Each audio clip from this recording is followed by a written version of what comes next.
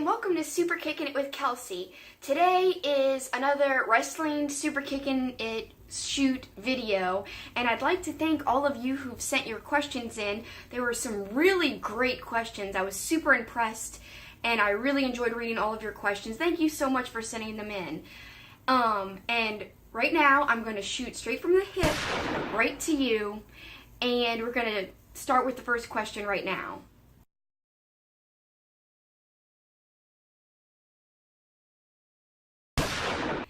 So the first question comes from Alive or Dead 43, and they ask, what's your favorite piece of non-WWE merchandise you own?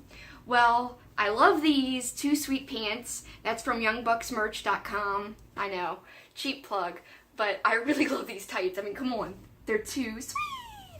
Also, I think a really great piece of merch I own is a Bullet Club decal that I got off of Amazon from my car. And I guarantee you I'm probably one of the only people driving around New Orleans with a Bullet Club decal on my car. I love that piece of merch. There's a whole bunch of things I have that I love, including WWE merch, but I also like ProWrestlingTees.com a lot. I've got over 100 shirts from them, and those are mostly independent wrestlers. The next question comes from Renee Valdez, and he asks, what was your first exposure to wrestling outside of WWE? And I think I've got the order right on this. It's kind of hard to remember, but I haven't really been a wrestling fan for very long. I don't know if a lot of you know that, but I only discovered it really in late 2013. I discovered it through Netflix, and then the network, I bought that, and I watched old stuff. I started watching the current product in 2014. So I didn't really start liking independent wrestling or other wrestling besides WWE until like 8 months ago. Somehow I've absorbed a lot of knowledge and merch since then. But my first exposure, I think, was the Ospreay Ricochet match, because I used to read a lot of Bleacher Report articles every day, and you know, that caused a really big stir on social media because people were arguing, is it really wrestling or not? And yes, I think it's wrestling, just for the record. I think wrestling's really an art form, and you can express it however you want to express it. And I think that was the first full match that wasn't WWE that I was exposed to. I loved it right away. Then shortly after, I think it was after, I watched The Final Deletion because I had heard Wade Keller on his podcast talk about how weird and unique it was, but how he liked it. So I waited till it was on YouTube, and right away when it was on YouTube, I found it, watched it, loved it, became obsessed with the Broken Matt character, and that really kind of started me going down the rabbit hole of things that aren't WWE, and I discovered there's a lot out there that's worth checking into, and that is great. And then shortly thereafter, I watched Wrestle Kingdom 10. It was after it had occurred, so it was a few months after, the summer after, I believe, and I loved New Japan Pro Wrestling. I signed up for New Japan World, and it's one of the best purchases I've ever made. I've watched a lot of older matches. I've watched everything that they've done since I became a subscriber. I just love it so much, and if you don't have a New Japan World subscription, I would highly suggest getting it. It's going to go to really cool places. It's going to be expanding. It's going to be getting even bigger and better, and it'll be something to look out for. My next question is from Bada Beep, and they ask, if you had to start your own wrestling company, which of these 5 rosters would you have? This is a great question, by the way, and it was very hard for me to answer. WCW in 97 and 98, WWF in 2000, WWE in 2002, ROH in 2007, or New Japan Pro Wrestling in 2017. I really had a tough time deciding, especially I really love the roster, the WWF roster in 2000 and the WWE roster in 2002. I mean, I love Benoit, RVD, so many great names that were on the roster during that time. But ultimately, I would have to choose New Japan Pro Wrestling in 2017 because I must admit I'm a mark for New Japan Pro Wrestling. I kind of love everything they do. You might as well call me Dave Meltzerette because I kind of am a little biased to them now. I mean, they've got so many talented wrestlers on their roster. Kushida, Okada, Omega, the Bucks, Roppongi Vice, Suzuki, who's really one of my favorites of all time, Naito, Ishii. And I think another thing they do well is treat their lower card titles just as important as the IWGP Heavyweight Championship. So they're so good at making everyone on the roster kind of feel important for the most part. And I love that. And I love when you watch them, you get quality wrestling. And I love the lighting even. I know that sounds weird, I just love the lighting. But the roster is so impressive. And if my face could like become an emoji, it'd be that one with like the hearts for eyes when I'm looking at New Japan Wrestling, because I just enjoy it so much. So it was a hard question to answer, but I'd have to go with New Japan. My next question comes from Claude Speed 98, and they ask, if you were a wrestler, what would your gimmick be, and would you be a face or a heel? Well, just knowing my personality, I would have to say I'd be a baby face. I mean, I really don't come off as mean, and it'd be really hard for me to actually seem intimidating and evil, and like I'd plot against people and try to work against people. So I think I'd be a baby face for sure. And my gimmick would probably be similar to Bayley's gimmick, but mixed with Xavier Woods' old gimmick in NXT where he kind of was obsessed with the 90s, which is really kind of like how he really is in real life, and that's how I am in real life. I love old school 90s Power Rangers, Nickelodeon, old school Disney. So I think I'd kind of be a mixture of those two characters, like a sweet, innocent, fun-loving kind of super fan like Bayley is, but with gear that's really retro 90s, quirky, cool 90s colors for my outfits. So I don't know, I think I'd be a mixture of those two, and that'd be kind of fun actually. The next question comes from Coney Island Boy, and this was a really tough question as well, and it made me really think pretty deeply. His question is, which wrestling tragedy would you go back in time to prevent from ever happening? And really, the easy answer would be all wrestling tragedies, because it's so sad. These people put their bodies on the lines, and they end up having like a really tough life, either with like addiction problems or accidents in the ring or concussion issues in the case of Benoit, which that's my answer. I would ultimately, because a child was involved and died, I would go back and prevent the Benoit thing from ever happening. Maybe if they had concussion protocols, because that's what they think it was caused by. We didn't know a lot about concussions back when Benoit was wrestling during that time, but I think it's called CSE. That's what they found he had. They studied his brain post-mortem, and that's the only way you could tell you could really have it, or that you really have it or not. But they discovered he had it, and it can make you do crazy things, like football players have had it and they've murdered their families or murdered themselves, similar to Benoit. But because a child was involved, I would definitely prevent that. But also, that tragedy really changed the landscape of wrestling overall. It changed the way wrestling was portrayed and looked at by the general public, but also in the media. They were really under attack for steroids because a lot of people thought it was roid rage, because like I said, they didn't know a lot about concussions and that really was the true cause.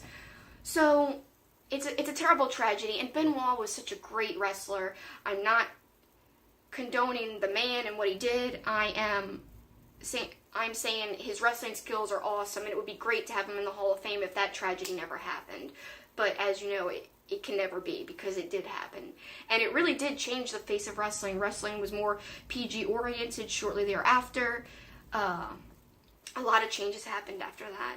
So, all tragedies are horrible in wrestling, though, especially the Owen Hart one as well.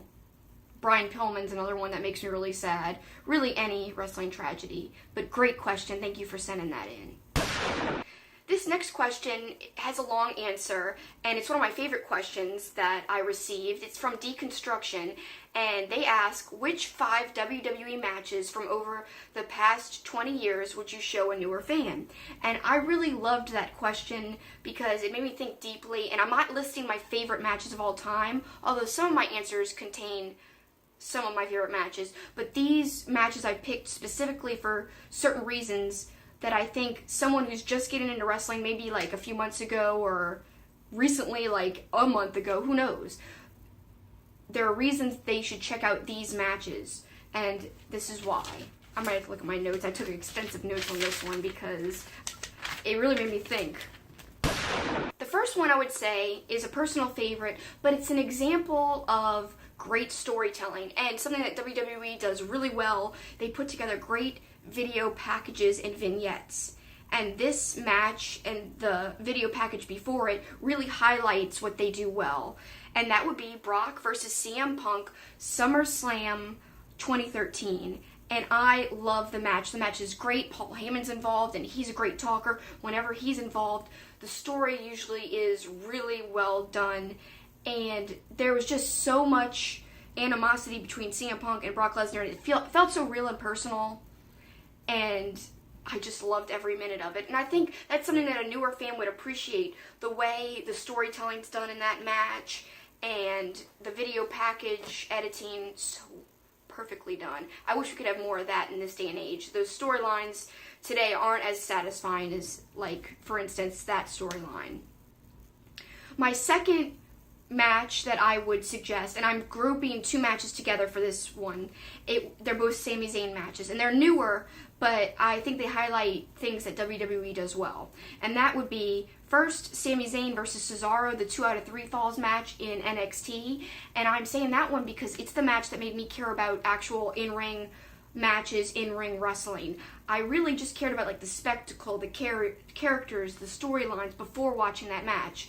But while watching that match, and I watched it after it took place, like a few months after, I was really sucked in to the in-ring storytelling. I got so into it, you know, whenever one of them would kick out, I'd be like, oh my god.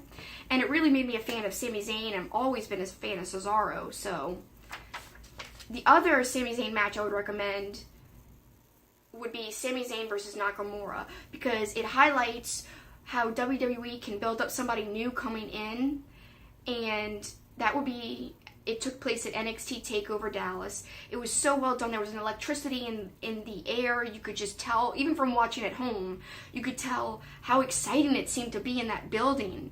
And it really made you as a viewer feel excited to see Nakamura for the first time, what he was going to be like when he came out to his new theme song. And it was also emotional because Sami Zayn, it was his last match in NXT, and I loved the thank you Sami chant at the end. And I think that added a little bit of emotional depth. Plus the wrestling in ring was really well done to boot. So, for my third suggestion, it would be Kurt Angle versus Shane McMahon, King of the Ring 2001. And I've always loved this match. The wrestling itself is really well done. It has everything you could want in a well done match. It has technical wrestling, which is kind of surprising because Shane McMahon's not really a technical wrestler. He's not really a wrestler at all, especially back then when he first started wrestling.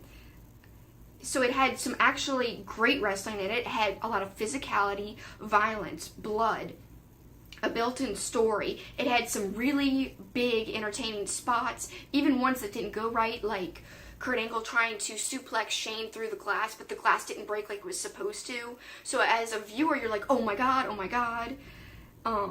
Also, it had an awesome finish. So everything you could want in an in-ring match, an in-ring storytelling, it had. And that's why I'd recommend that one. Also, another one I would recommend, my fourth choice, Edge and Christian versus the Dudley Boys versus the Hardy Boys, the TLC match at WrestleMania 17. And everyone loves this match.